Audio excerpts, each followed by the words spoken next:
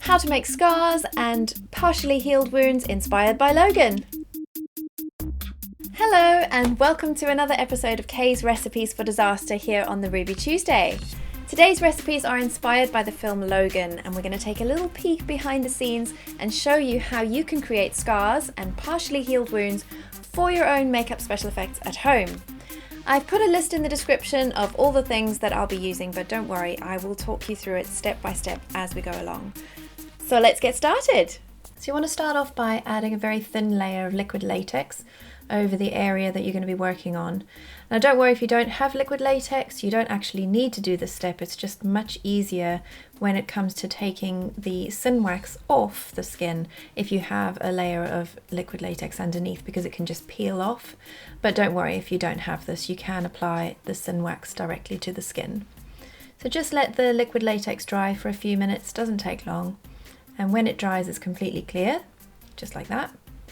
And then you're going to put your Syn Wax on top of the latex. I've already pre-shaped the Syn Wax just because it's easier to work with in your hands, I find, rather than on someone's face.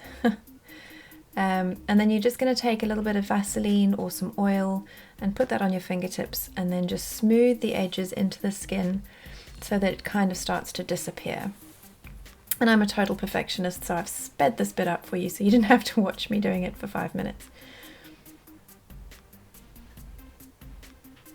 Right, when you're happy with it, you can take either a spatula, or I just used the back end of a teaspoon, and mark out in the wax where you want your wound to be.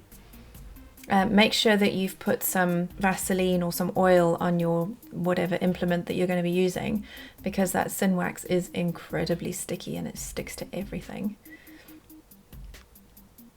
So just keep on working on your wound shape until you're happy with it. You can remove wax, you can add wax if you need to. And again, I'm a total perfectionist, so I just sped up the rest of this process. There we go. When you're happy with the shape that you've got for your wound, then you're going to take a little bit of pressed powder. It doesn't have to have a foundation color in it. It can be translucent like this one.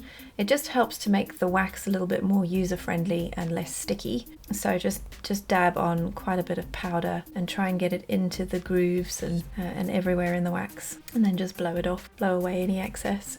Right, now I'm using the Mehron Bruise wheel, and I'm using the Bloody Rose color just to color in the inside of the wound. So we start with the lighter colors and then we work towards the deeper colors. So start with your nice bright red and work it into the corners. If you don't have a bruise wheel, you can feel free to use some lipstick or any other red colour that you have. Right, once you're done with the red, I switched over to the brown colour from the bruise wheel because it makes a lovely sort of scabbed over effect. Because remember, this is Logan, whose healing factor isn't quite working anymore, so although it's a wound, it's not a fresh wound, it's not a bleeding wound, so you can't really go to town with fake blood on this. You can just add a little bit of brown grazing stuff around the edges, and that's pretty much it. There you have it, a partially healed wound. To make a scar, we're just going to start again with a little bit of liquid latex. Again, you don't have to have this step, it just makes it so much easier when it comes to removing the Syn Wax. So just let that dry, and then place your scar, your rolled up little sausage of Syn Wax, wherever you want your scar to be.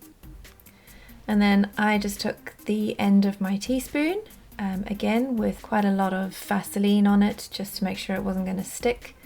I just gently, very carefully started to smooth out the edges, just a tiny bit, because it's such a small little sausage, a thin little sausage. You don't want to end up losing the whole thing, so you're going very carefully around the edges, just smoothing it into the skin and securing it in place.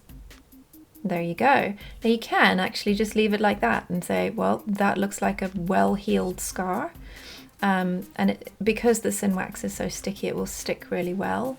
But if you want to give it a little bit of definition, you can take a tiny bit of the red colour from the Mehron Bruise wheel, very lightly go over the top ridge of the scar, and then go over it with a bit of pressed translucent powder just to give it a bit of definition.